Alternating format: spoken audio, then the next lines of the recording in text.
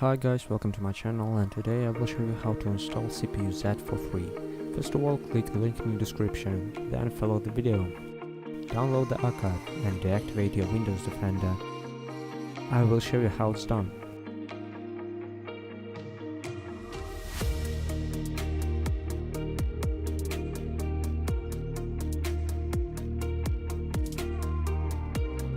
Please don't forget to subscribe, it's really important for me.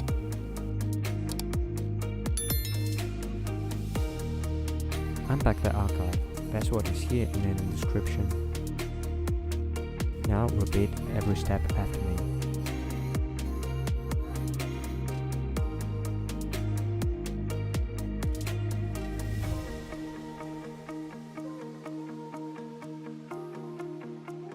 Now double click and wait, it may take a while.